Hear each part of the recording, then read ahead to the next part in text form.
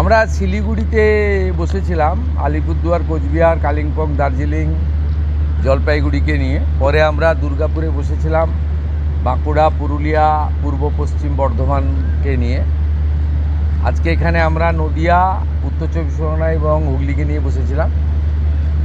অনুরূপ মিটিং আমাদের মালদাতে হবে, মালদা, মুর্শিদাবাদ, উত্তর এবং দক্ষিণ দিনাজপুরকে নিয়ে।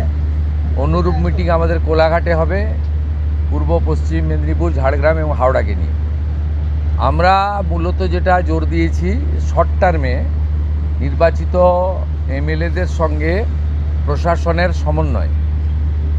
একটা নতুন ব্যবস্থা চালু হয়েছে, যেখানে শাসকের আইন নয়, আইনের শাসন। নতুন একটা বিশ্বের সর্ববৃহৎ রাজনৈতিক দল, যে দল নেশন ফার্স্ট মন্ত্রে বিশ্বাসী, তারা জনতা জনার্দনের আশীর্বাদ নিয়ে ক্ষমতা পেয়েছে। নতুন ব্যক্তিরা এমএলএ হয়েছেন, মন্ত্রী হয়েছেন, মুখ্যমন্ত্রী হয়েছেন। আমাদের ভিশন কি, আমরা কি চাইছি, কেমনভাবে রাজ্য চালাতে চাইছি, আমাদের সংকল্পপত্র কি, এটা প্রথমেই অ্যাডমিনিস্ট্রেশনের সর্বস্তরে পৌঁছে যাওয়া দরকার। সেই উদ্দেশ্য নিয়েই আমরা কিন্তু এই পরিক্রমাগুলো করছি। আপনারা এর আগে মিটিংগুলোতে দেখেছেন কত কোটি কোটি টাকা খরচ করা হয়েছে। এই কলকাতা থেকে কল্যাণী আসতে 1 ঘন্টা লাগে এখন জাতীয় সড়কের যুগে। সেখানেও হেলিকপ্টার ব্যবহার করা হয়েছে। এখানে কত রকমের খাওয়ারের ব্যবস্থা, নিশ্চয়ই সারাদিন আছে, দুপুরবেলা একটু খাবার দিতে হবে। এখানে কত গাড়ির মেলা, এখানে অফিসাররা গাড়ি শেয়ার করে এসেছেন। রাস্তা বন্ধ, 3 দিন ধরে দক্ষযজ্ঞ, 3 কোটি 4 কোটি টাকা করে এর আগে খরচ হয়েছে। আমরা এইগুলো আপনারা দেখছেন যে সাইলেন্টলি, চুপচাপ, যেটুকু ন্যূনতম না করলে নয়, সেই ব্যবস্থার মধ্য দিয়ে এই সরকার জনগণের কল্যাণ করতে চায়, নিজেদের বৈভব ক্ষমতা দেখাতে চায় না। সেই জন্যই আমরা করছি। মিটিং খুব ফ্রুটফুল হচ্ছে। আমরা এত ডাক পাইনি 5 বছর। আমি প্রথম দিন থেকেই বলেছিলাম প্রশাসনিক মিটিংয়ে আমরা সব এমএলএদের ডাকবো, আর বিশেষ বিশেষ এমপিদের ডাকবো। আজকে বিশেষ বিশেষ এমপিদের মধ্যে বারাসাতের এমপিকে আমরা বিশেষভাবে ডেকেছিলাম, এসছেন উনি। আর আমাদের দলের এমপিদের আমরা ডাকছি সব জায়গায়, কারণ আমাদের এমপিদেরকে বিডিওরা পর্যন্ত, ওসিরা পর্যন্ত তাদের ফোন ধরতেন না। এই সিস্টেম তো ঠিক না। আমরা এখানে বলেছি আইপিএস আইএসরা জানেন একটা পাবলিক রিপ্রেজেন্টেটিভকে কীভাবে রেসপেক্ট দিতে হয়।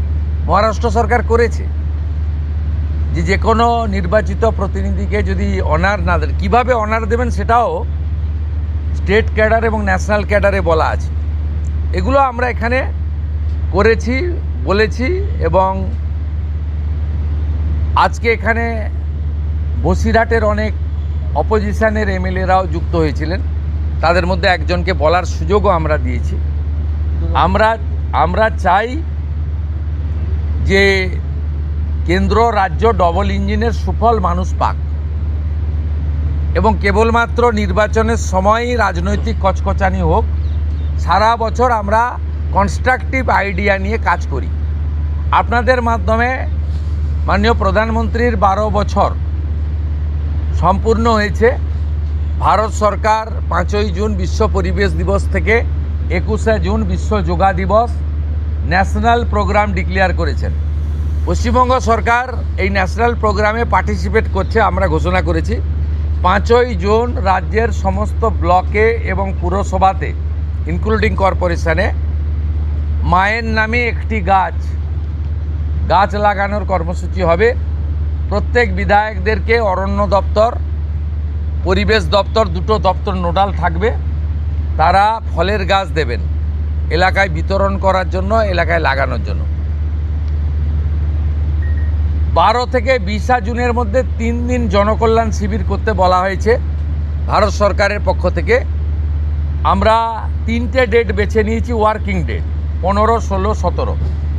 আমরা সিএসের মাধ্যমে প্রশাসনকে বলেছি স্কুলে যেন না হয়, যাতে ক্লাস হ্যাম্পার না হয়। বিডিওরা এবং পুরসভার ক্ষেত্রে সিওরা, আর কর্পোরেশনের ক্ষেত্রে কমিশনাররা দায়িত্বপ্রাপ্ত হবেন বিধায়করা এবং যে এমপিরা সেখানে চিফ গেস্ট হবেন, ইনোগোরেটর হবেন, সব জায়গায় জনকল্যাণ শিবির হবে।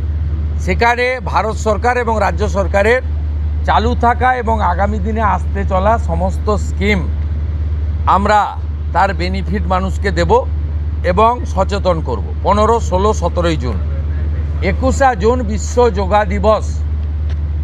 আয়ুষ ডিপার্টমেন্ট, যা পশ্চিমবঙ্গ সরকারের হেলথ ডিপার্টমেন্টের অন্তর্গত, এবং স্পোর্টস ডিপার্টমেন্ট মিলে করবে।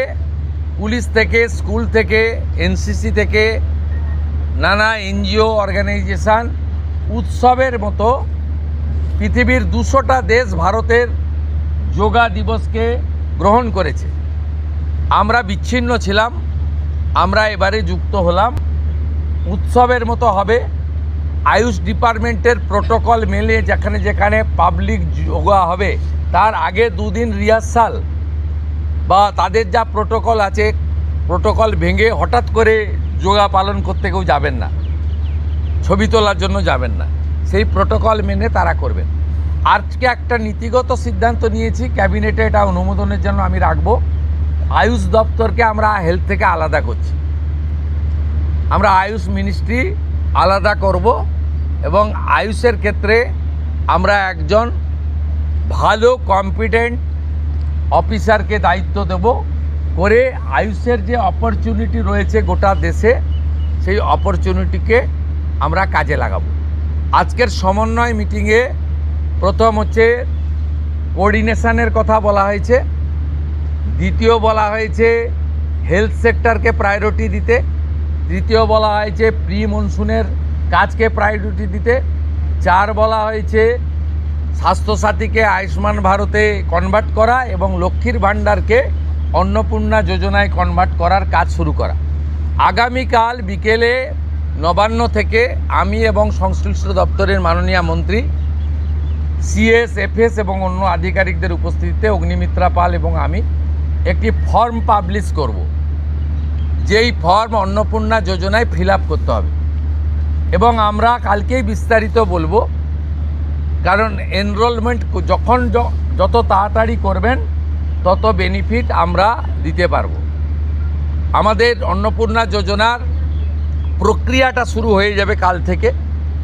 যেমন যেমন ফর্ম ফিল আপ হবে তেমন তেমন 3000 টাকা ট্রান্সফারও শুরু হয়ে যাবে।